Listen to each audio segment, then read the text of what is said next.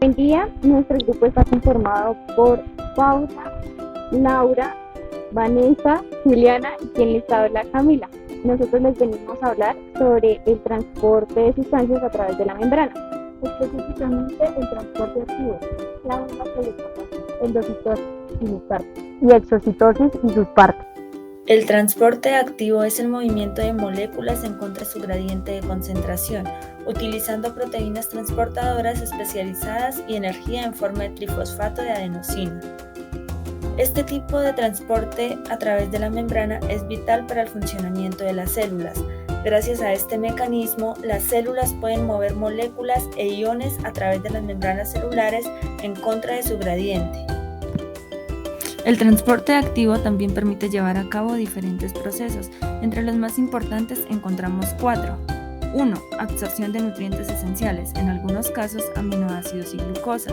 2. Excreción de desechos que se generan en el interior de la célula.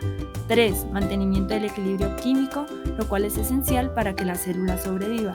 Y por último, la comunicación celular, la cual se lleva por medio de neurotransmisores a través de la membrana. Este tipo de transporte es muy importante y uno de los ejemplos más representativos es el de la bomba sodio-potasio. Más adelante se profundizará acerca de ella. La bomba de sodio-potasio consiste esencialmente en una proteína portadora llamada sodio-potasio ATPasa.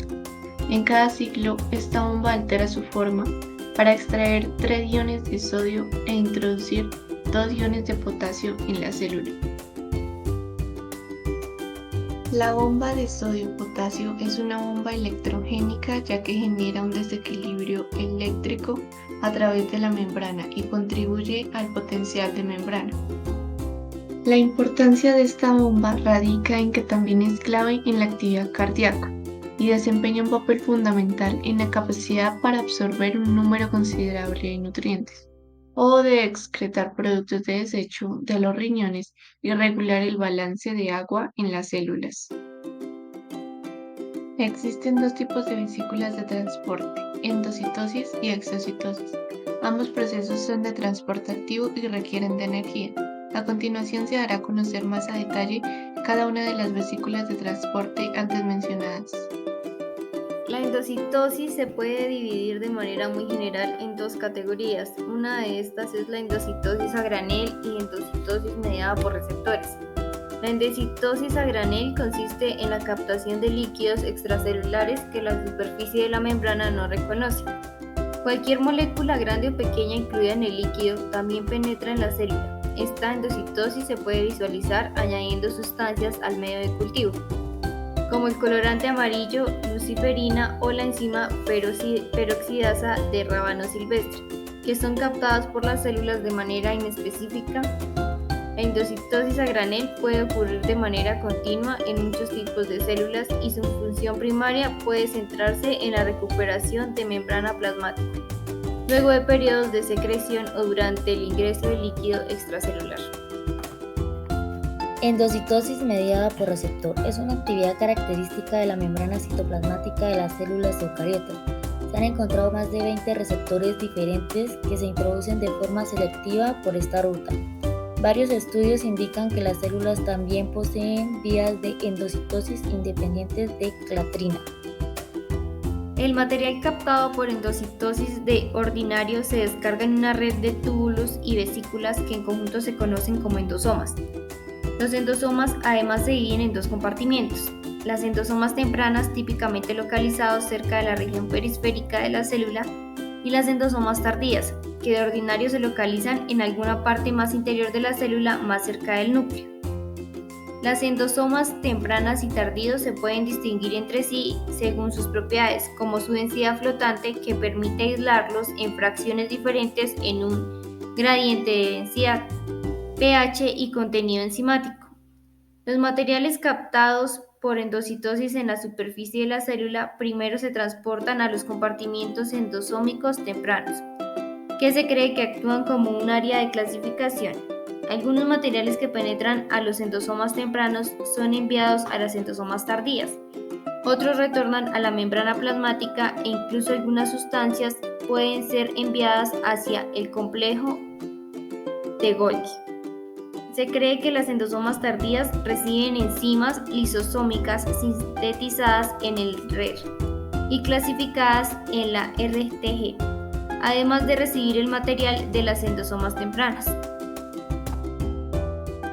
Tráfico de proteínas en la endocitosis. Veremos que las moléculas grandes como las proteínas, ácidos nucleicos, nutrientes y materiales de casi el mismo tamaño de la célula también pueden entrar y salir de la célula, solo que ahora lo realizará mediante dos procesos denominados como endocitosis y exocitosis respectivamente. Cabe señalar que ambos procesos también requieren del aporte energético del ATP.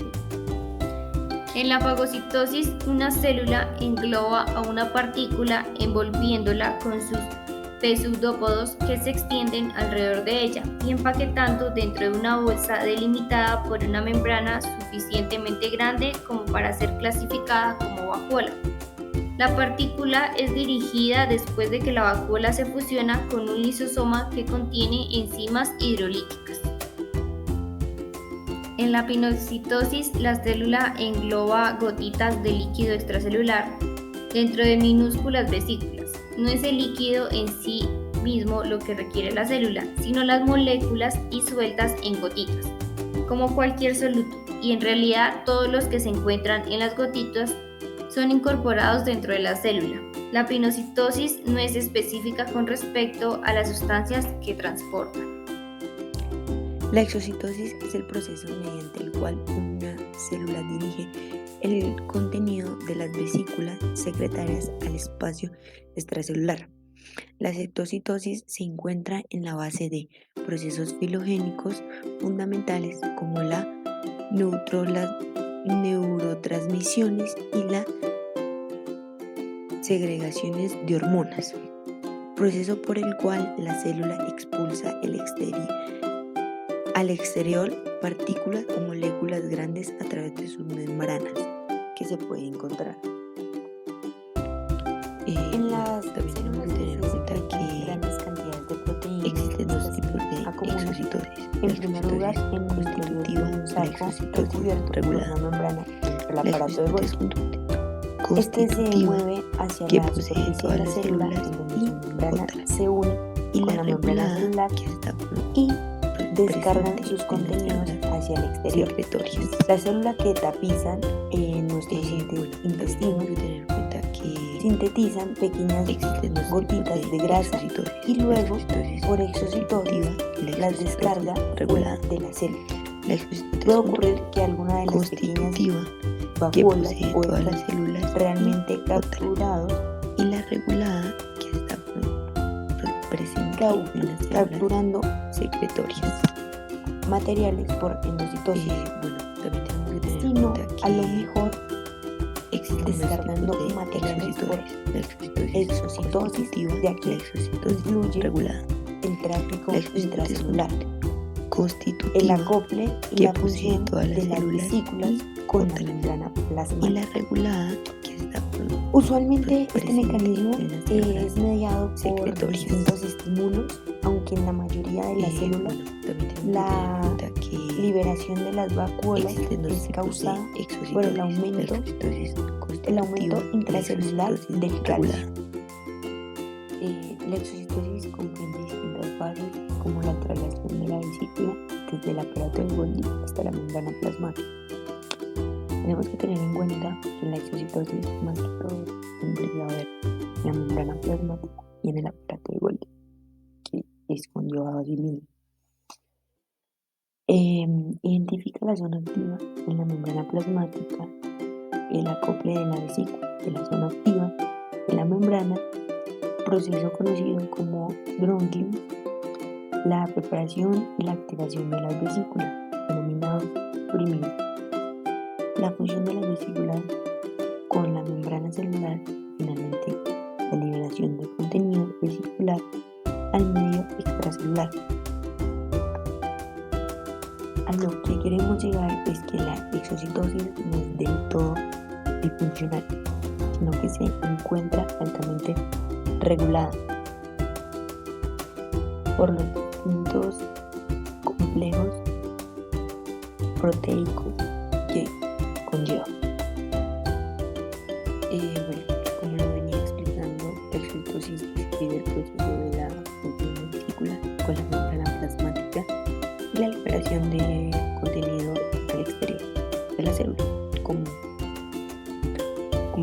desecho.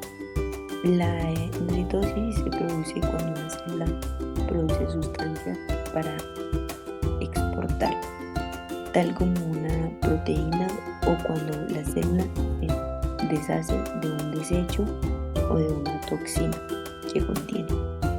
Las proteínas de la membrana recién hechas y los lípidos de la membrana se mueven en la parte superior de aquella, que es la membrana plasmática, por exocitosis.